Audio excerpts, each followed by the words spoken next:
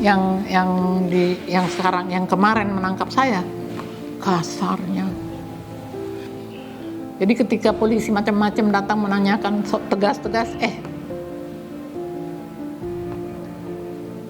di sini Anda yang berkuasa, aku yang berkuasa. Ya. Saya baca berita perempuan ditangkap karena demo membela buruh, sesama buruh, diperkosa dan apa. Dan itu aku sebagai perempuan marahnya luar biasa. Udah marahnya bela saya didorong supaya nggak usah ribut di situ.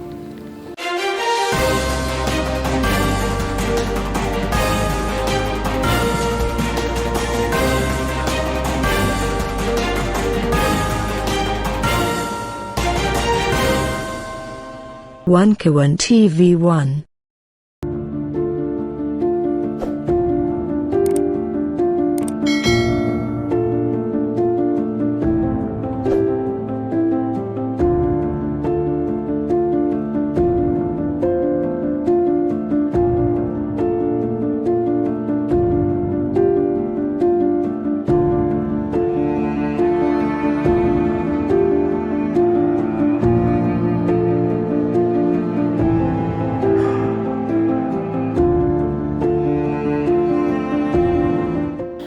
Di Orde Baru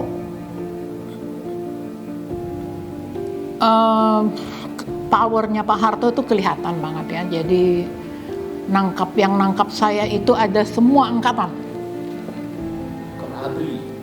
Ya semua. Ya. Jadi ABRI aja. Walaupun secara administratif tetap polisi yang maju, yang nodongin satu peloton maju dengan senjata laras panjang, tetap polisi gitu.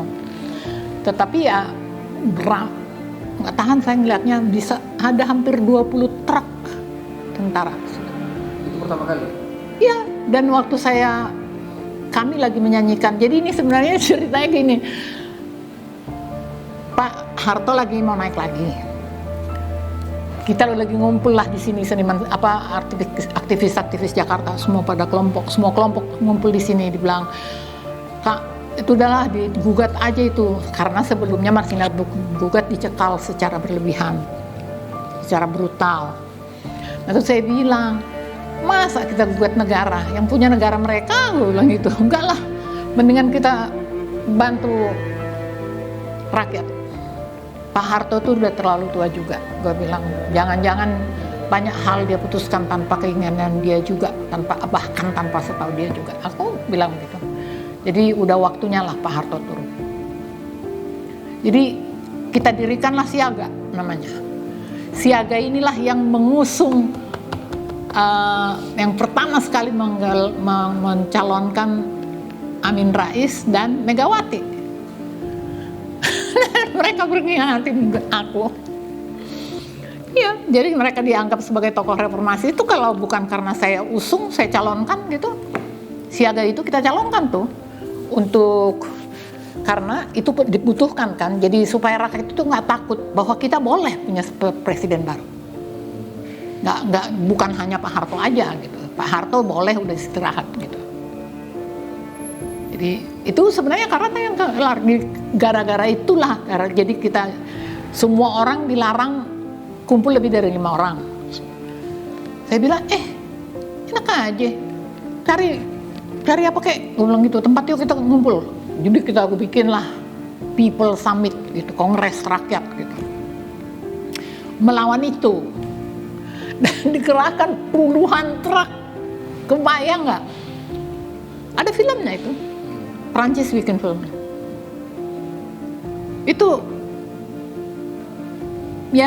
Itulah Pak Harto ya.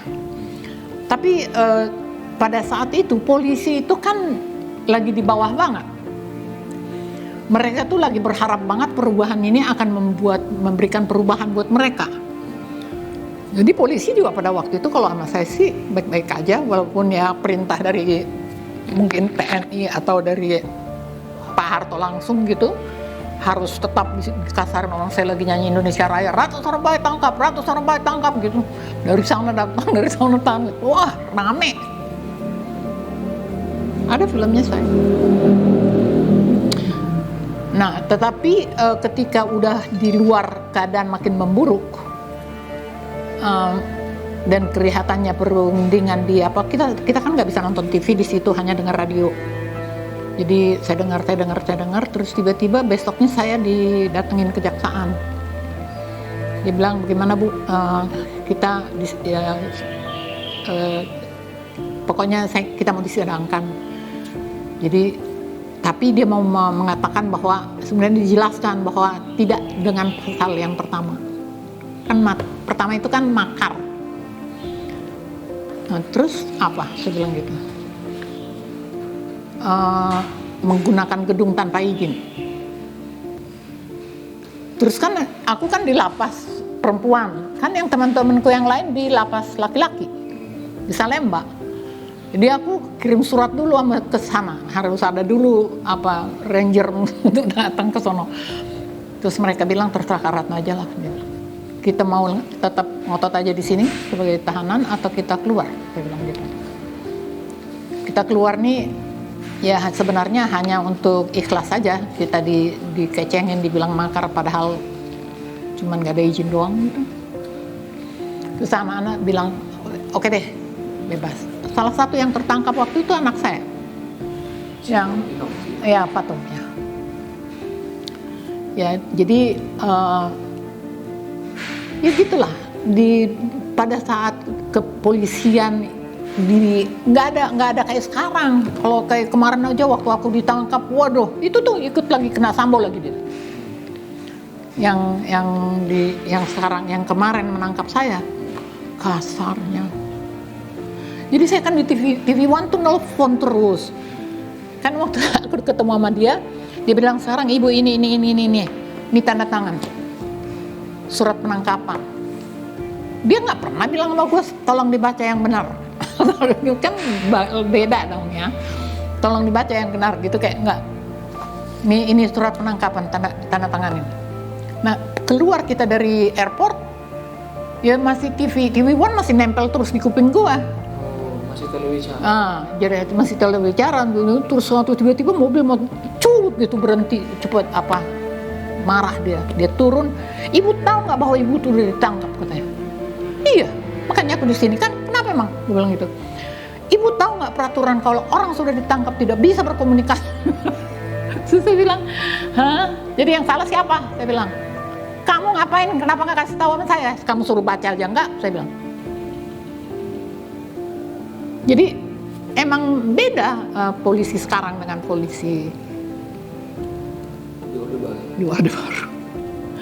Di Orde Baru itu ya kita ditangkap, emang serem performansnya, kayak ada 20 truk tentara mulai dari angkatan laut, angkatan udara, apa semua, Brimob apa semua dari situ.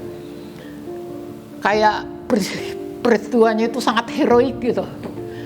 Tetapi pada proses pemeriksaan dan lain-lain itu enggak. Saya sakit juga. Kan kalau sakit kan harus ke rumah sakit Polri. Tapi saya itu karena ada saraf kejepit, kumat. Nah dibilang mau dibawa ke dokter ke rumah sakit Kapolri. Saya teriak-teriak. Saya bilang saya nggak mau, saya mau ke MMC, itu tempat saya. Bilang gitu, di situ dokter saya yang jago, yang tahu. Terus akhirnya kepala lapasnya keluar. Dia bilang, ibu mau apa? Dia bilang, aku mau ketemu dokter saya di MMC. Saya bilang gitu. Akhirnya saya diantar ke MMC. Dan akhirnya dia dipecat. Dipindah. Artinya semua baik-baik aja. Mereka ada itu kesempatan saya di MMC itu 2 minggu dipanjang-panjangin aja. Soalnya lucu juga itu dokter saya tuh angkatan laut. Jadi ketika polisi macam-macam datang menanyakan tegas-tegas, di sini Anda yang berkuasa, aku yang berkuasa. Ya. Terus tunjukin kartu namanya, kolon apa gitu. Ya begitu, tapi in general karena memang posisi kedudukan polisi memang tidak seperti nothing waktu itu. walaupun menurut saya yang sekarang itu lebih menyeramkan malah gitu kan. Jadi ada yang kebablasan gitu loh. Jadi harusnya pengaturannya bagaimana ini. So kemarin mereka begitu terhinakan seperti tidak ada guna. Terus sekarang seolah-olah jadi mereka di atas segala-galanya, bahkan di atas TNI gitu. Itu yang harus diperbaiki betul. Kalau apa sih, kalau ya nggak tahu deh ya, bahwa ada terjadi kejadian ke Marsina itu kan hal lain lagi ya. Kalau aku mau membicarakan itu beda lagi, udah ada pertunjukannya, itu tonton aja lah. itu kesedihan lain lagi. Tapi kalau polisi dan kalau yang Marsina itu diduga itu tentara, walaupun sampai sekarang nggak ketangkap ya. Pelakunya Nggak pernah dapat. tapi waktu karena melakukan aksi Marsina menggugat itu, kakak dapat data paling nggak, kak? Minimal kakak mendengar bahwa pelakunya itu siapa? Enggak. Jadi ya bukan kita ngikutin terus ya. Saya nih gini. Waktu tahu kasus Marsina, sebagai perempuan saya tersinggung banget. Kenapa sih? Karena di berita kecil itu waktu itu harus aku dari pesawat, naik di dalam pesawat kecil di Kalimantan Barat. Saya baca berita perempuan ditangkap karena demo membela buruh, teman sesama buruh diperkosa dan apa. Dan itu aku sebagai perempuan marahnya luar biasa. Sampai di Jakarta, aku masih ada tugas lain sebenarnya, pertunjukan Kalimantan. Akhirnya saya bilang, coba kita fokus dulu. Aku butuh tim memeriksa apa sih keadaan kondisi buruh kita itu kayak apa sebenarnya. Jadi itu aku mulai berangkat ke rumah ibunya, neneknya, ke rumah bapaknya, terus ketemu seniman-seniman di Surabaya, ketemu aktivis Surabaya, terus ya apa? Aku kan tanya pada diriku, apa? Aku bukan pengacara. Bagaimana cara saya membela ini orang? Apa yang bisa saya lakukan? Ya saya bikinlah itu naskah itu. Saya bikin 2 naskah. Jadi ketika yang pertama udah terkenal di internasional, sementara di sini tiba-tiba Kapolri mengatakan kasus Marsina dihentikan dulu. Kenapa begitu? Karena DNA yang dikirim ke USA atau ke Australia atau apa ya, lupa saya, terkontaminasi tanpa bukti. Saya langsung ke kantor polisi, ke kantor Kapolri. Saya bilang, mana ada press release-nya nggak? Saya bilang gitu. Mana barang buktinya? Nah, udah berat, saya didorong supaya nggak usah ribut di situ. Ya sudah, jadi saya akhirnya membuat kesimpulan sendiri bahwa berita itu bisa jadi bohong hanya sebagai, bisa jadi juga benar, tapi mereka nggak berani menunjukkan bukti kan. Tapi bisa jadi juga benar, bisa jadi bohong, tapi yang aku tangkap, negara ingin rakyat berhenti membicarakan Marsina. Lalu saya kumpulin semua anak sanggar, saya bilang oke, kalau negara mau membuat Marsina, membuat bungkam, tugas kita sekarang membuat rakyat, bahkan dunia bicara. Caranya gimana, Kak? Udah tenang aja, kasih waktu seminggu, saya bilang. Itu Marsina menggugat, saya tulis hanya dalam waktu seminggu. Waktu itu yang bantu saya tuh Munir. Dia secara finansial dia yang membiayai. Kalau saya naskah pertama kan naskah gede, ya naskah besar, drama. Sedangkan naskah yang kedua kan monolog, saya kecilin. Jadi saya bikin yang kemarin dipentaskan Atika tuh. Dengan begitu jadi murah. Jadi mampulah LBH membiayain. Terus ada Pak Asrul, kakak ipar saya, Asrul Sani, di Padang kebetulan, waktu acara di Padang dia yang tanggung kita gitu, yang kayak itu lah. Ya hanya itu yang aku bisa. Cuman juga mungkin agak bingung juga kali Pak Harto, ini kok ada yang kayak gini. Dia teriak di mana semua penuh, teater terbuka, teater belum pernah saya melihat Geraha Bakti itu sepenuh itu. Penuh. Wartawan penuh, penonton penuh. Karena kan lebih dikenal orang kan identik dengan Marsina kan. Karena kan sebelum Marsina kan udah melakukan banyak sekali aksi-aksi panggung. Nah, apa yang kakak rasakan setelah kakak, maaf kalau saya salah nanya, setelah kakak membantu untuk menggugat kasusnya Marsina ini?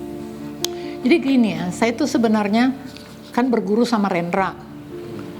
Nah setelah selesai saya sama Rendra juga saya nggak lama, saya orangnya nggak sabaran gitu. Jadi kalau kira-kira gue udah nangkap apa yang gue mau, itu yang aku ingin dapatkan,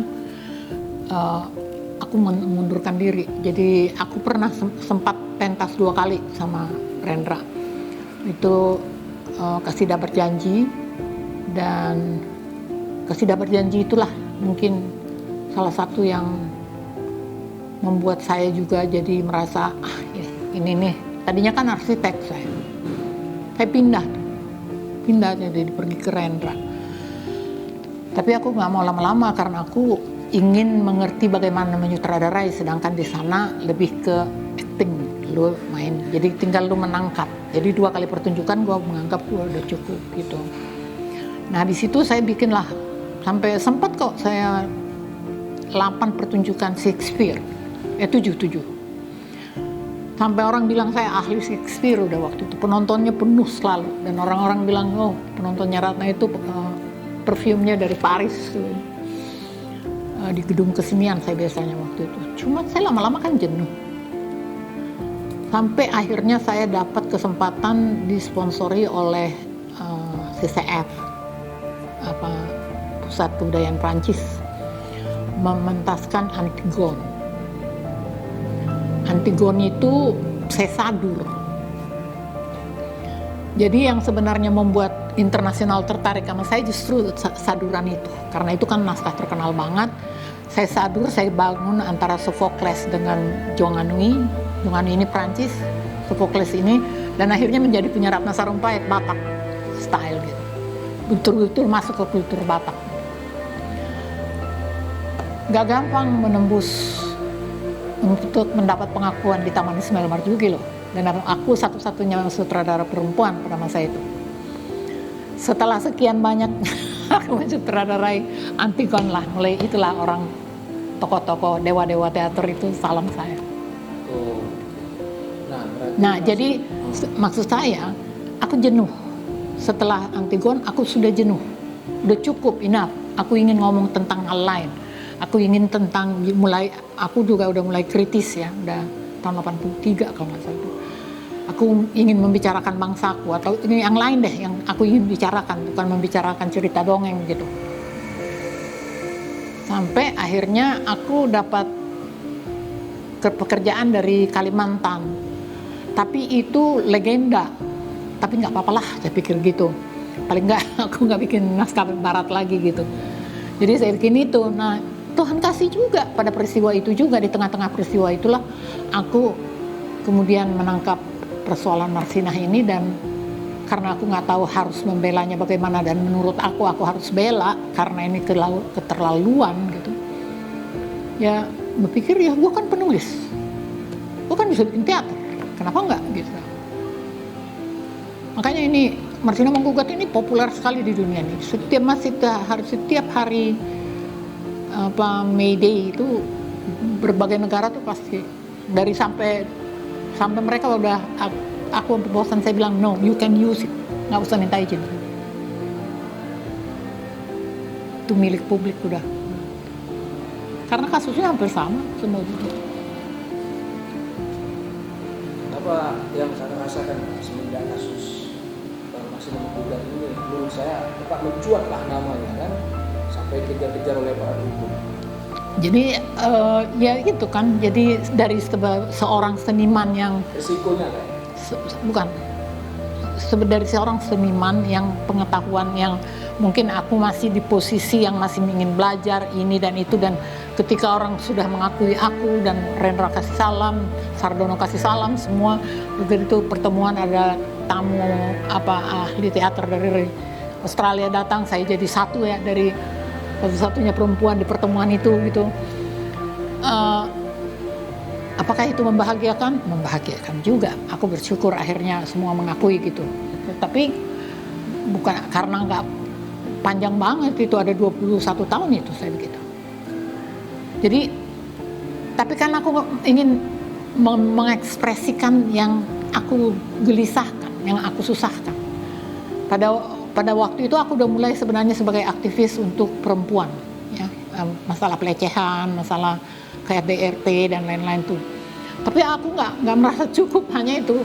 Tahu-tahu dapat cerita Marsina, marah abis saya. Dan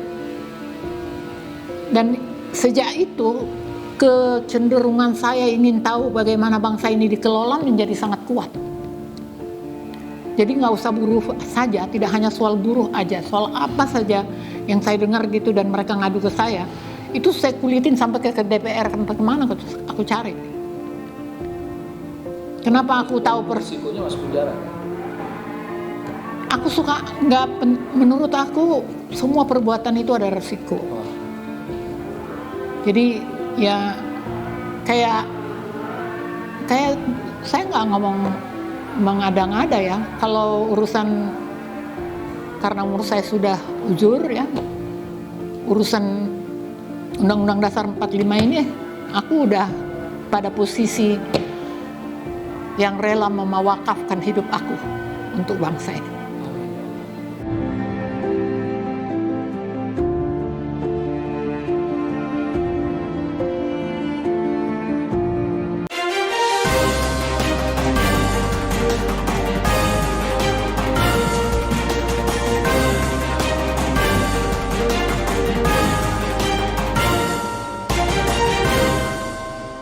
One Kawan TV 1